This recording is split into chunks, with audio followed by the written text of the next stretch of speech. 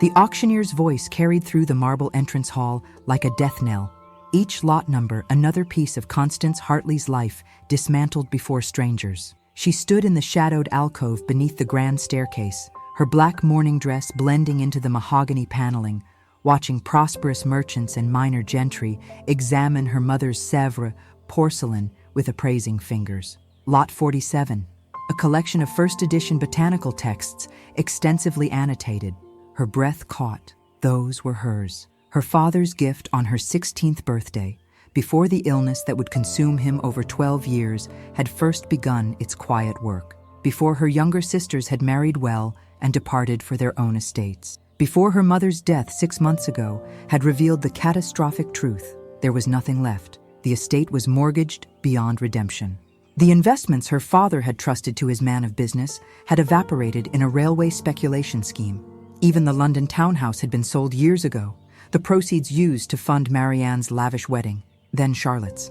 No one had thought to tell Constance, the eldest daughter who had nursed their father through his decline, managed the household through their mother's increasing frailty, and remained unmarried at 32 because there had always been someone who needed her more than she needed a life of her own. £60, called a voice near the library doors. Constance closed her eyes. £60 for 12 years of careful study, her marginalia documenting every botanical expedition she'd taken through the Derbyshire countryside, every specimen she'd pressed and catalogued, her secret rebellion against the suffocating propriety of a sick room and a household balanced on the knife edge of genteel poverty. 70, countered another bidder. She turned away, unable to witness more, and nearly collided with a man who had been standing so still in the shadows that she hadn't noticed him. He stepped back immediately, but not before she'd registered the severity of his features: angular cheekbones, a mouth set in a hard line, and eyes of such pale gray they seemed almost colorless in the dim light. "Forgive me," she murmured, moving to pass. "Miss Hartley." She stopped. His voice was low, carefully modulated, and something in it made the hair on the back of her neck prickle with warning. She looked up at him properly then, and recognition arrived like a physical blow. Julian Greystone, Viscount Greystone.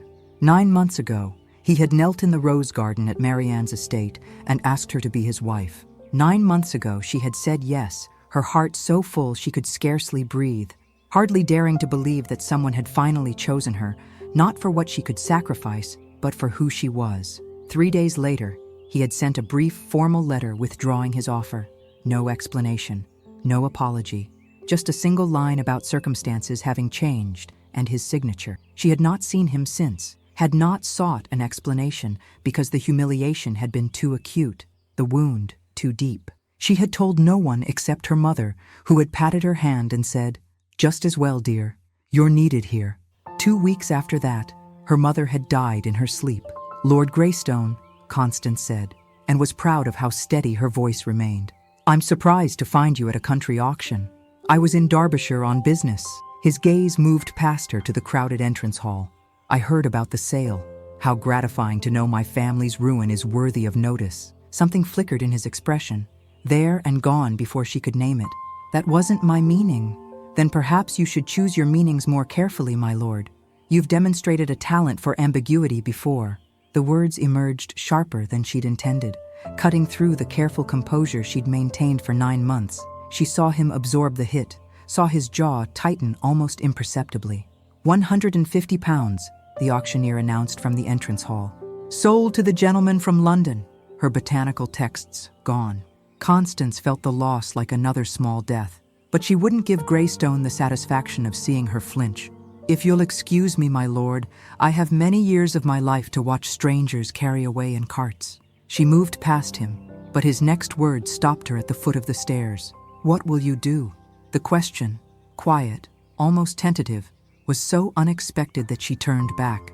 He hadn't moved from the shadows, but his eyes were fixed on her with an intensity that made her skin prickle. "Why would that concern you?" "Because He stopped, and for the first time since she'd known him, he looked uncertain. "Because despite what you believe, I never meant to cause you pain." The laugh that escaped her was ugly, bitter. "Then you are either remarkably incompetent at managing your own affairs, my lord, or a liar. I haven't decided which interpretation is more charitable." Constance! Miss Hartley, she corrected sharply. We are not intimate enough for familiarity. In fact, we are nothing at all to each other, as you made perfectly clear. She turned to climb the stairs, needing to escape before the composure that had sustained her through months of grief finally shattered. But his voice followed her, low and rough, with something that sounded almost like desperation. I purchased Hartley Hall. She froze, one hand gripping the banister so tightly her knuckles went white. Slowly, she looked back at him. What did you say? I purchased the estate last week, the sale to the bank. I acquired the note and bought the property outright. The world tilted sickeningly. Why would you do that? He climbed 3 steps toward her, stopping when she visibly tensed. In the better light, she could see the shadows beneath his eyes, the new lines bracketing his mouth. He looked like a man who had not slept properly in months. Because I need a housekeeper for my Derbyshire properties, he said, his tone carefully neutral. Someone who knows the estate, understands the tenants, can manage the household with competence and discretion. I'm prepared to offer you the position at a salary of £200 per year, plus rooms and board. Constance stared at him, unable to process what she was hearing. A housekeeper. He was offering her employment as a housekeeper in her own family home, which he now owned. This is a jest, she said faintly. It's a practical arrangement. You need an income. I need someone I can trust to manage the property. I'm rarely in Derbyshire. My primary residence is in Northumberland. You would have considerable autonomy. Autonomy, she repeated, the word tasting like ash. In the house where I was born, under the employ of the man who... She couldn't finish the sentence. I know how this appears, he said quietly, but I'm offering you a choice, Constance, Miss Hartley. Without it, you have nothing. Your sisters have made it clear they cannot, will not, take you in. I've heard the letters. Heat flooded her face. You've been investigating me. I've been concerned for your welfare. 9 months too late for concern, my lord. His expression hardened. There were reasons for what I did. Reasons I still cannot. He stopped, visibly collecting himself. This is not charity. I genuinely need someone I can trust here, and you are qualified beyond anyone I could hire through normal channels. The position is real. The salary is fair. What happens to you otherwise? The question was brutal in its accuracy. What would happen? Marianne had written that her household was full, that her husband found Constance's presence unsettling to the domestic harmony. Charlotte had been more direct. Her own financial situation was precarious, her husband a spendthrift. Neither sister could or would offer refuge. She had £23 remaining from the sale of her mother's jewelry. Enough for perhaps 3 months' lodging in a respectable boarding house while she sought a position as a governess or companion. At 32, with no formal references, her prospects were grim. He was offering her £200 a year, security, a roof over her head, and the daily humiliation of serving in the home that should have been hers under the authority of the man who had broken her heart with a single sentence. I need time to consider, she said. The sale completes next week. I need an answer within 3 days. 3 days to decide between destitution and degradation. She wanted to refuse on principle, to walk away with her dignity intact. But dignity, she had learned, was a luxury afforded only to those who could feed themselves. Very well, she said. You'll have my answer before the week is out. She climbed the rest of the stairs without looking back, feeling his gaze on her like a physical weight. In her childhood bedroom, already stripped of everything valuable, she finally allowed herself to sink onto the bare mattress and press her hands to her face. The cruelest part was that she already knew what her answer would be. Had known the moment he'd made the offer. Because survival, she had learned, required swallowing pride along with every other tender feeling. But she would make him wait his 3 days. That small defiance, at least, was hers to claim.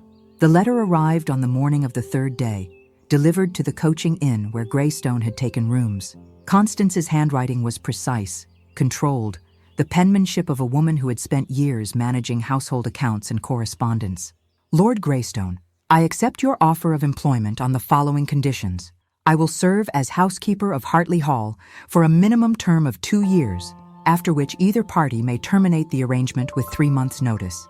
My salary will be paid quarterly in advance. I will have complete authority over household management and tenant relations in your absence, subject only to annual review. You will provide a written reference at the conclusion of my service. I assume my duties on the 1st of April. Yours in professional capacity, C. Hartley.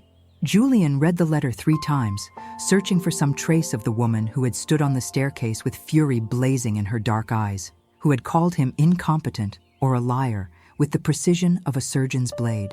But there was nothing except cold professionalism, which was what he deserved, what he'd earned with his cowardice. He penned a brief acceptance, instructed his solicitor to draw up the formal contract, and tried not to think about how her hand had trembled when she'd gripped the banister, or the way her voice had fractured on his name before she'd corrected herself. He had thought that buying Hartley Hall, ensuring she had security, would ease the guilt that had gnawed at him for 9 months. Instead, it had only made everything worse, because now he would have to face her across account books and household inventories, professional and distant, and remember what he'd destroyed. His brother's letter sat on the desk beside Constance's acceptance, 3 months old but still poison. If you pursue this association, I will ensure that every detail of father's activities during the war becomes public knowledge. Mother will not survive the scandal. Choose carefully. Edward had always been ruthless, but Julian had underestimated his brother's capacity for cruelty. The evidence Edward possessed, letters, financial records, testimony from former servants, would destroy not just their father's posthumous reputation, but their mother's position in society entirely. She was fragile already, her health broken by years of their father's cold brutality disguised as propriety. Julian had made his choice. He had written to Constance, broken the engagement, and spent 9 months trying to convince himself he'd done the right thing.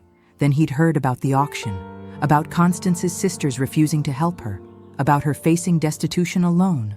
The position he'd offered was real. He did need someone to manage the Derbyshire properties, but he could have hired any competent housekeeper.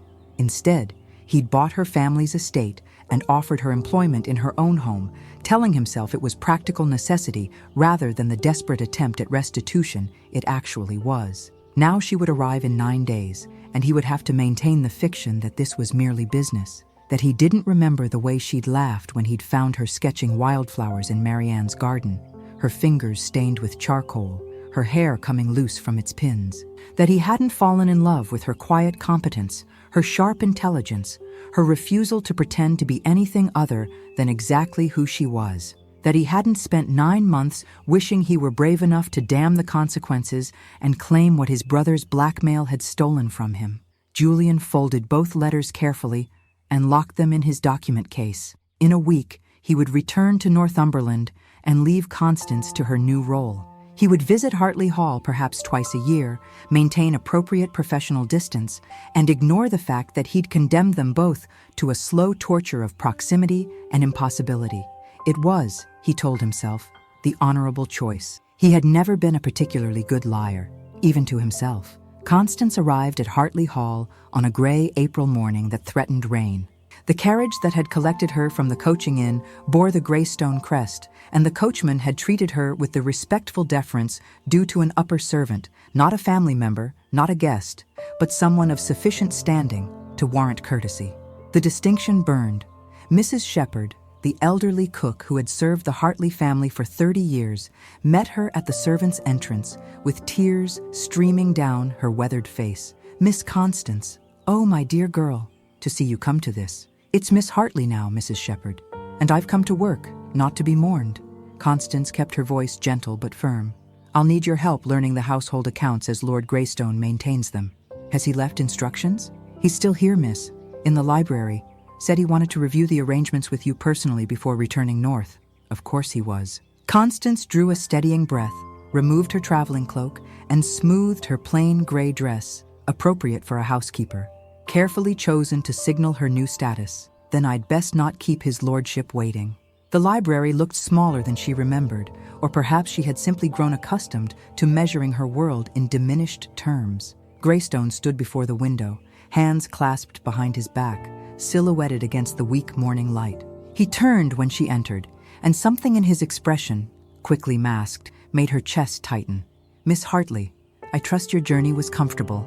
"Perfectly adequate, thank you." She remained near the door, maintaining the appropriate distance between employer and servant. "Mrs. Shepherd indicated you wish to review my duties before your departure."